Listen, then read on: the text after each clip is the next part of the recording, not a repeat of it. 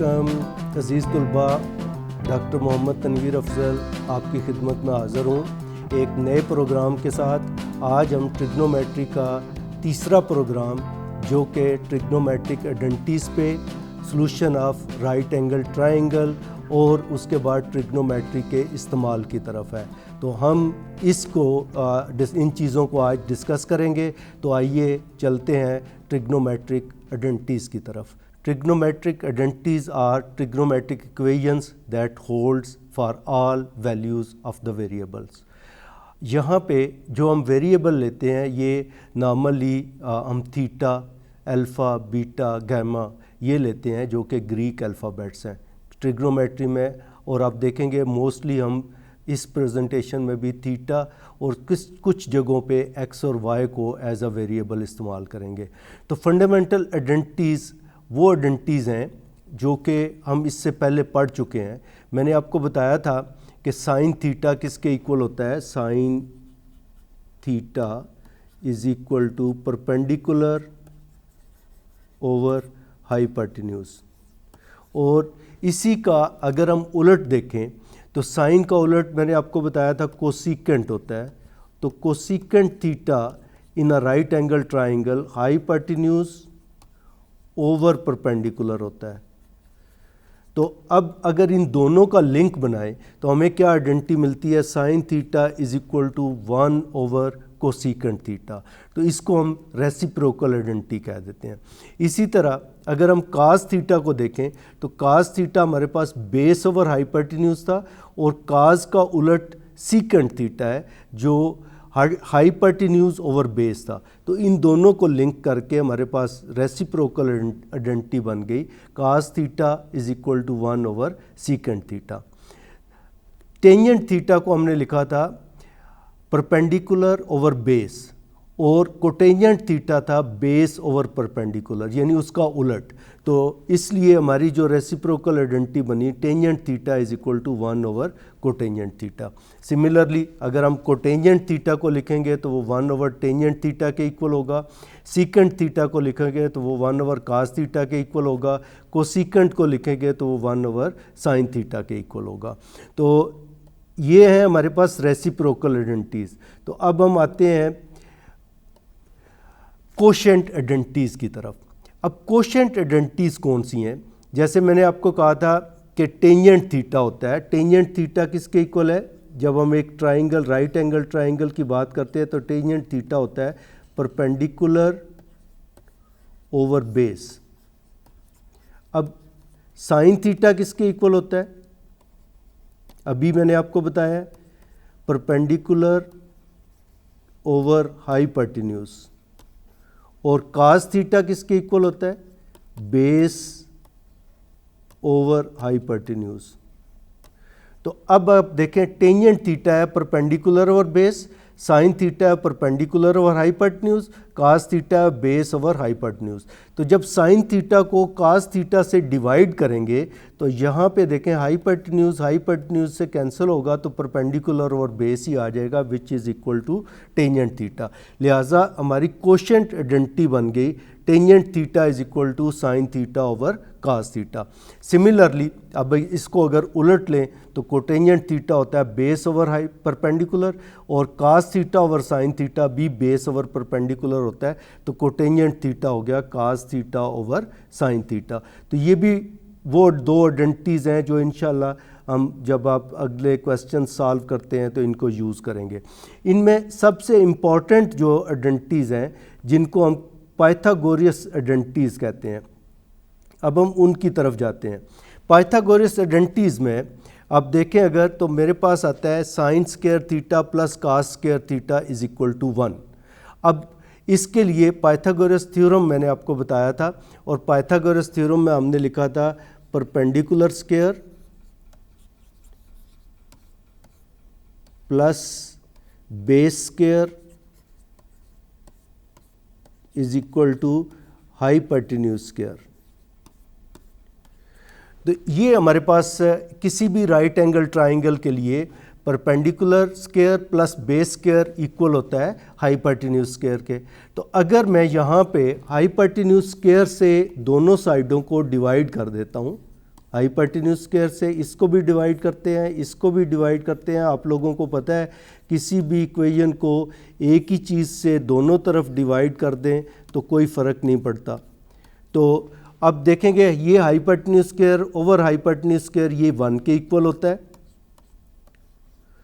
इधर जो है हमारे पास परपेंडिकुलर ओवर हाइपोटेन्यूज, जैसे कि पहले आपको बताया किसके इक्वल होता है, साइन थीटा। तो ये स्क्वायर है तो साइन स्क्वायर थीटा हो गया, प्लस बेस ओवर हाइपोटेन्यूज ये कास थीटा होता है तो ये कास स्क्वायर थीटा हो गया। तो ये हमारे पास जो आइडेंटिटी बनी जिसको हमने लिखा cos square theta plus sine square theta is equal to 1, तो ये पाइथागोरस आइडेंटिटी बन गई। इसी तरह जब आप इसको परपेंडिकुलर से डिवाइड करेंगे तो एक अगली आइडेंटिटी बन जाएगी। जब इसको आप बेस से डिवाइड करेंगे तो इससे अगली आइडेंटिटी बन जाएगी। तो ये 3 आइडेंटिटीज़ भी हम डिराइव कर सकते हैं, sine square theta plus cos square theta is equal to 1, या tangent square theta plus 1 is equal to secant square theta, and cotangent square theta plus 1 is equal to cosecant square theta. तो आइए इसकी examples की तरफ चलते हैं। पहली identity जो एग्जांपल में हमारे पास है ये टेंजेंट एक्स।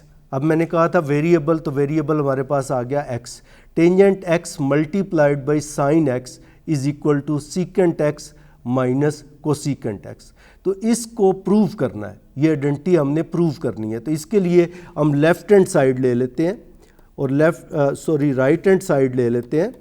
अब राइट हैंड साइड पे हमारे पास आ रहा है सीकेंट एक्स माइनस काज एक्स, और आपको पता है सीकेंट किसका उलट है, सीकेंट काज का उलट है, इसलिए उसे हमने लिख दिया 1 ओवर काज एक्स माइनस काज एक्स। इसको 1 से मल्टीप्लाई किया, यानी काज एक्स और काज एक्स से मल्टीप्लाई काज एक्स से ही डिवाइड कर दिया। तो हमारे पास आ गया 1 ओवर काज एक्स माइनस ये काज और काज स्क्वायर एक्स हो गया ओवर काज एक्स।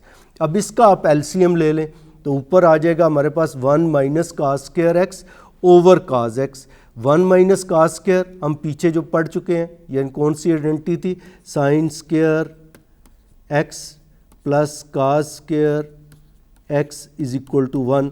तो अब इसमें से अगर देखें 1 minus cos square x, sine square x is equal to 1 minus cos square x, इसको हमने यूज़ कर लिया, यानी 1 माइनस काज की जगह हमने लिख दिया साइन स्क्वायर एक्स। अब साइन स्क्वायर होता है sine x into sine x over cos x. अब वो आइडेंटिटी जिसमें हमने कहा था sine x over cos x किसके इक्वल होता है, टेंजेंट एक्स इज, और साइन एक्स साथ आ गया, ये हमारे पास आ गया लेफ्ट हैंड साइड के इक्वल। तो जब left hand side right hand side के इक्वल हो जाए तो हमारी आइडेंटिटी प्रूव हो जाती है। सिमिलरली आप इस तरह की आइडेंटिटीज़ प्रूव कर सकते हैं। ये एक और एग्जांपल आपको दी गई है, इसमें हमारे पास आइडेंटिटी है secant theta minus sine theta into tangent theta, ये इक्वल होता है किसके, काज थीटा के। तो ये आइडेंटिटी प्रूव करने के लिए हमने क्या लिया, लेफ्ट हैंड साइड इस दफ़ा ले ली, left hand side is equal to secant theta minus sine theta into tangent theta. अब सीकेंट को इसके रेसिप्रोकल आइडेंटिटी 1 ओवर काज है, माइनस साइन थीटा वैसे ही लिख दिया, टेंजेंट को लिखा sine theta over cos theta.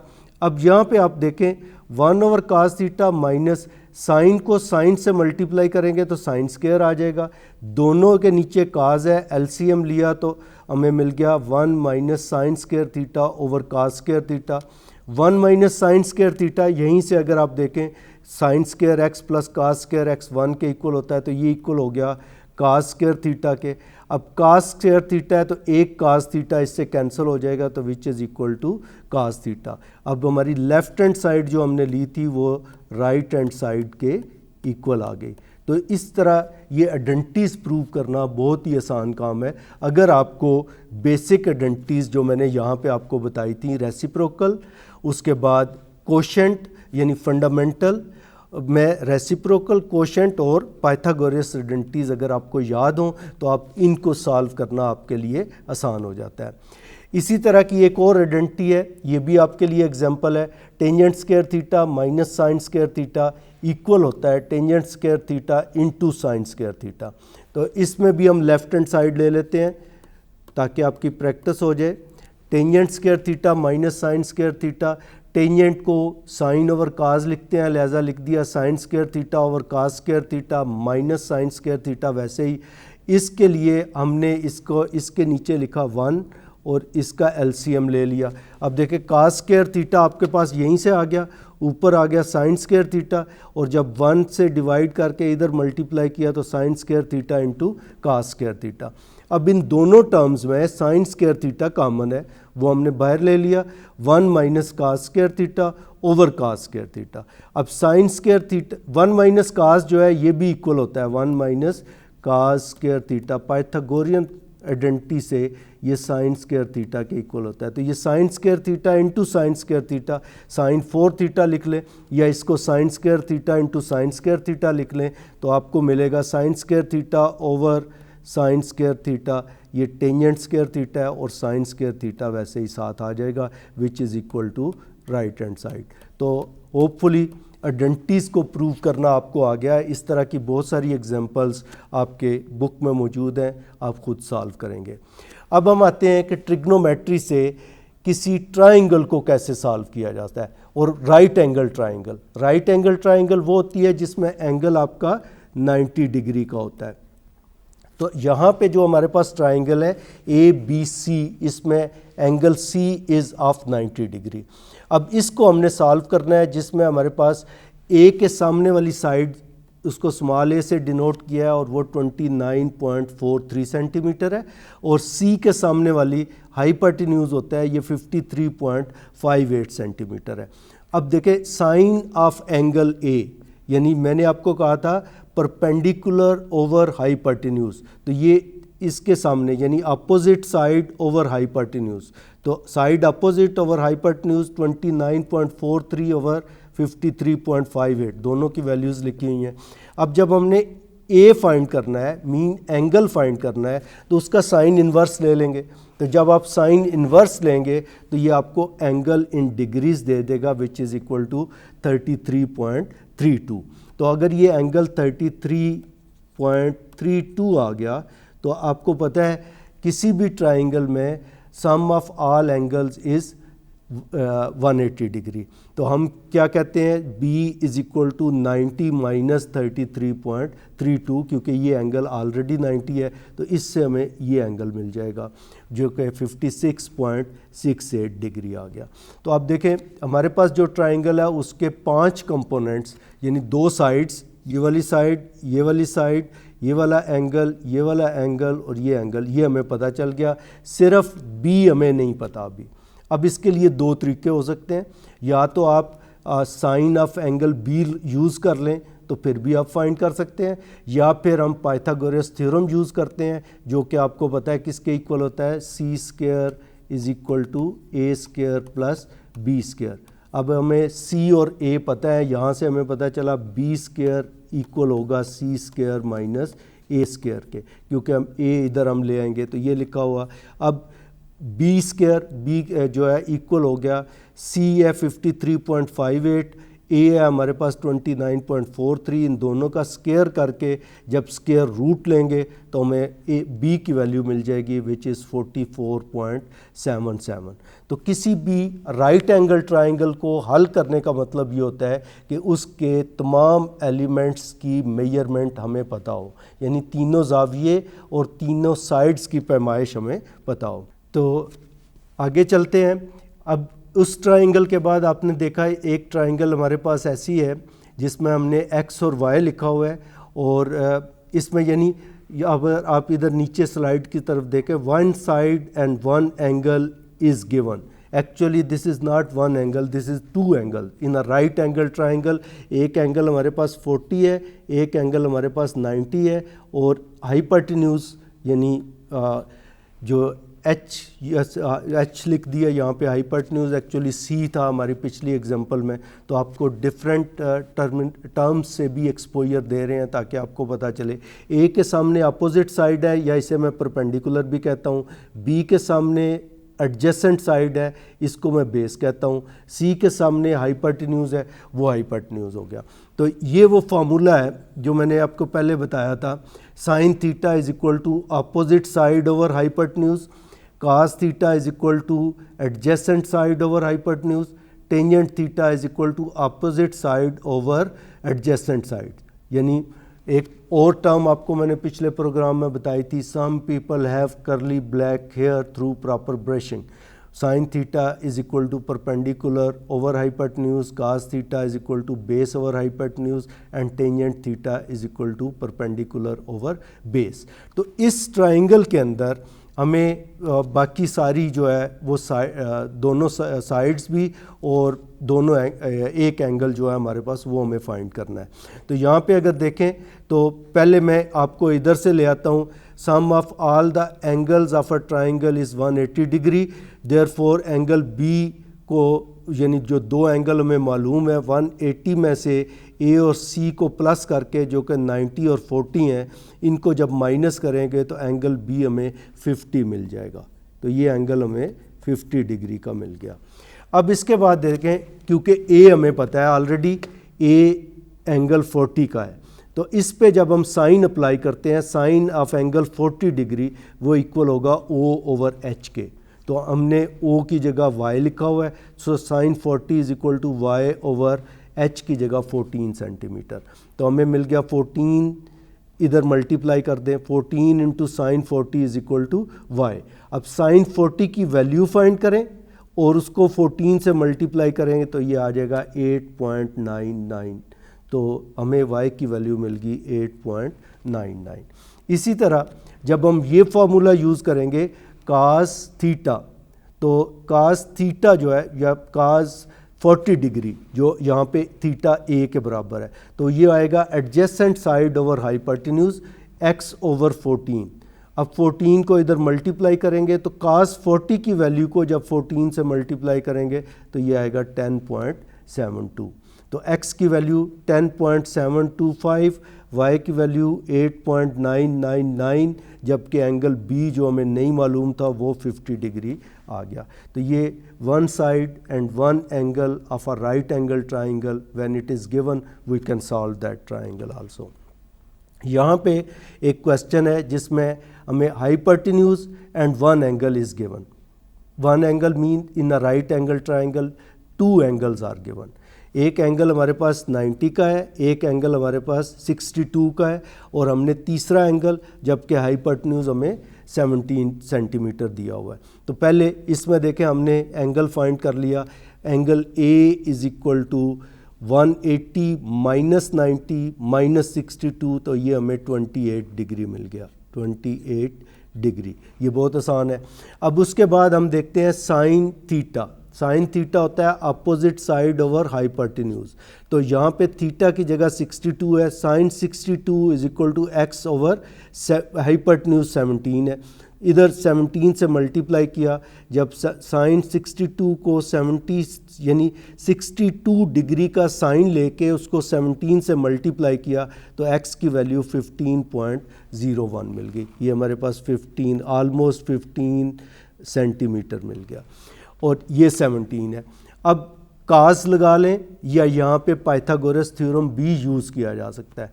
Cos theta is equal to adjacent side over hypotenuse. ये कास 62 y ओवर 17 को मल्टीप्लाई किया, वही प्रोसीजर पर कंप्लीट करते हुए हमें y की वैल्यू मिल गई 7.98, ऑलमोस्ट 8 के equal.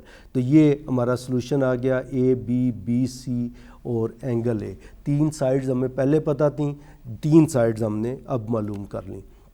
This is another triangle जिसके अंदर जो है एंगल सी 90 का है। ए और बी दोनों एंगल्स नहीं दिए हुए हैं, लेकिन दो साइड्स दी हुई हैं। इसमें देखें बी 24 है, ए 15 डिग्री 15 सेंटीमीटर है। तो when two sides of a right angle triangle are given, याद रखना है जब भी दो साइड्स दी हों तो पहले हमने पाइथागोरस थ्योरम यूज़ करना है, यानी A square plus B square is equal to C square.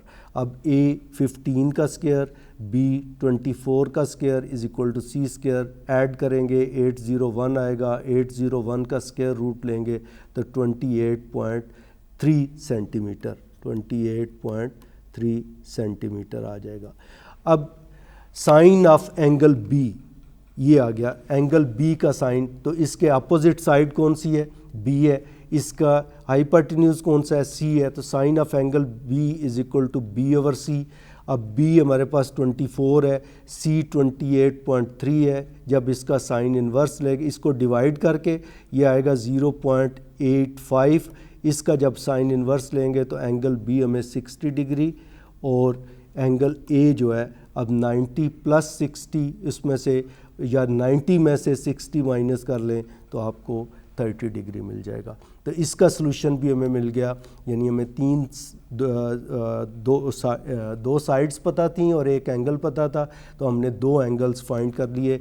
Angle A हमें 30 डिग्री मिल गया, एंगल बी हमें 60 डिग्री मिल गया, जबकि हाइपोटेन्यूज 28.3 आ गया।